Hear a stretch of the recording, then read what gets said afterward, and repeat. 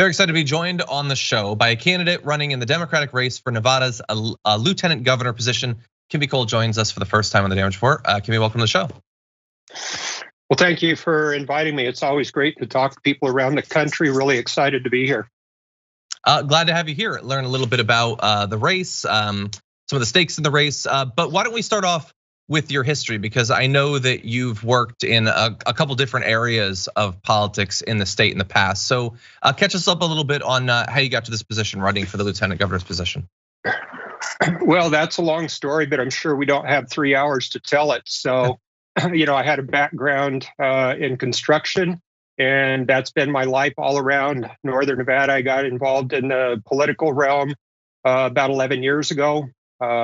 And it's just kind of one of those things. I talk to people, I see people are, having real issues. They're having trouble, keeping the pieces together. And one of the things that I hear so commonly is they don't feel like they're being represented. I hear it very often that they showed up, they volunteered, they gave money, they gave time, they did all these things. And then when they have a need, then they seem to be kind of forgotten. I talk to a lot of people that show up when the hard work is there, and then after the election, they don't feel that they have the representation. So I've always had a pretty good habit of being able to communicate with people in different perspectives, and I think what I would do, where I see a real need here, is to help people communicate when they have needs and they have concerns. That we can work together and put people in touch with entities that are able to help them. So that's the way I see it. And this was kind of one of the things that, I'm effectively retired,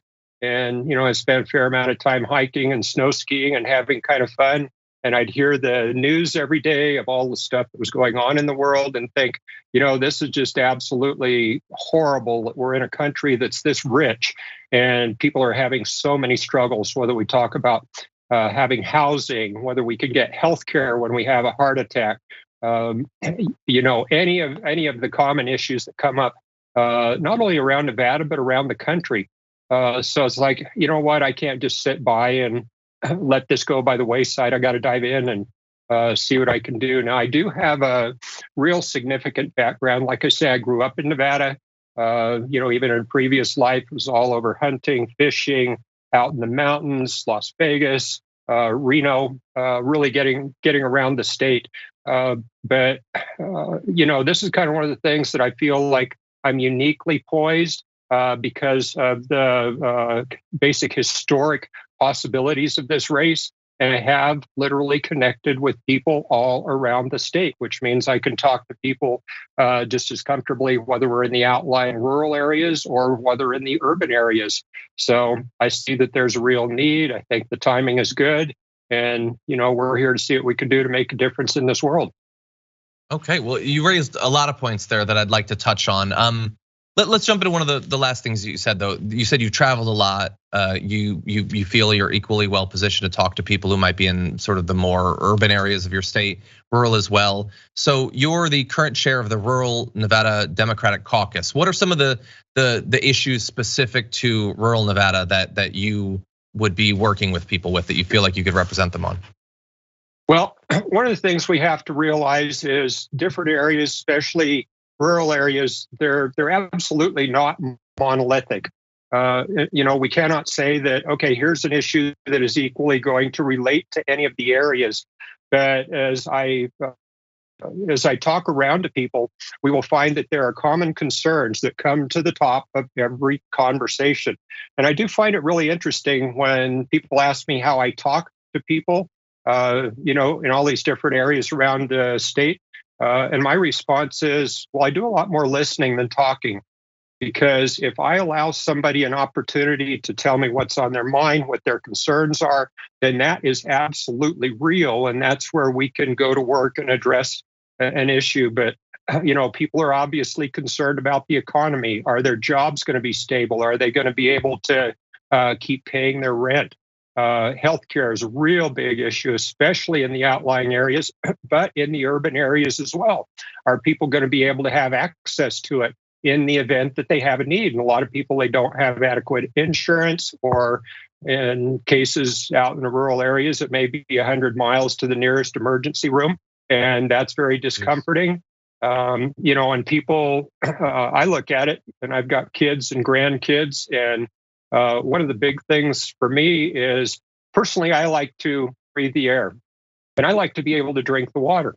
And I am really, really concerned for my kids. Are they going to be able to grow up? And grandkids, are they going to be able to breathe the air? Are they going to be able to drink the water?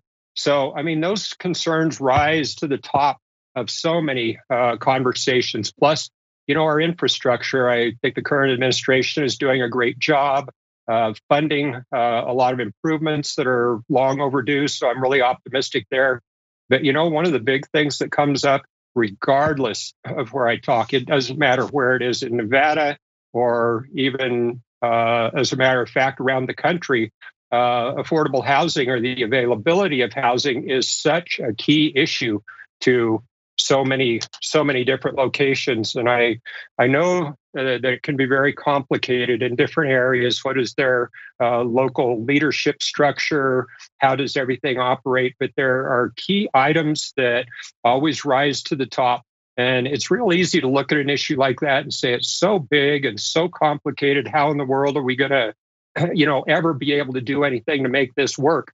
And I kind of look at it like a big jigsaw puzzle. And I think everybody can imagine, let's say you got 1,000-piece jigsaw puzzle and you dump all the pieces on the table. You don't start out having the whole picture, even though you can see it on the box, and you got to start one piece at a time. So that's what we're looking at, is tackling the big issues, but not being intimidated because of the fact that they look difficult and complicated. So, we're looking about creating environments that are livable for all rather than just profitable for a few. That's a huge thing. We don't like people. It drives me nuts when I see people working really hard and they're being left behind. And one of the things that I always say is we do not achieve doing less of the bad by doing more of the same. So we got to change some things up. It's time to get rid of outdated ideas that are no longer working. If they're not serving the people, then we need to get the ideas and motivate and inspire people to turn out, be part of the process, so we can actually make some very meaningful change. Okay. So I know as of right now, the position is, I would say, moderately dense, the competition for it. You've got 3 Republicans. Deborah March is a Democrat. These are people you're potentially going to be going up against. What do you make so far of what you've seen of the competition for that position? Well, I guess the best way that I can put it is I have a background in professional motorcycle racing. And one of the things, I know that seems like a strange analogy, but one of the things that we learned a long time ago is we always have to be aware that there are other people on the track. There is competition. We're going to have to work really hard. We plan to work really hard. We hope they do the same to earn their votes, but we've got to focus on our race and we've got to focus on where we're going moving forward. So I do know, the others on the track and the possibility that others may even join.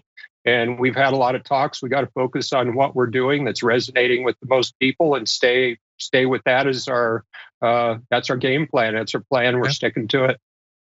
Have the state or national Democratic parties weighed in at all in this race? Have they approached your campaign?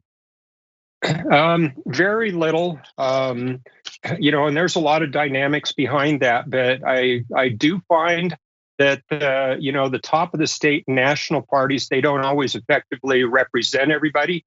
So I do have close ties. In all the realms, whether we talk about the DNC, national, LGBTQ organizations, and the state of Nevada, but none of them represent everybody. And that's one of the things that we see is so important, is to represent all Nevadans instead of just certain factions, like I said a little bit earlier. So I don't have generally what I would consider hostile relationships with anybody, but we're really focusing and hoping that we can change the conversation and change the dynamics of people's quality of living. Okay. So for people watching who might want to get involved in the race, can you give us a little bit of information about how they could potentially help out, and a little bit of, are there any important dates coming up in the campaign? Well, the key thing right now, we're at the end of the first quarter fundraising So our website is kimicole.com. We have Act Blue, and our plans are to build our ground game right after the first of the year, which will be statewide. So all those pieces are in place, and we've got to keep in mind that the campaign is fairly fresh and fairly new. So we learn, we adapt, and we're going to do whatever we have to do to make it a competitive campaign. Awesome. Kimi Cole running a Democratic race for Nevada's lieutenant governor. Thank you for joining us on the show. I really appreciate it. Thank you so much.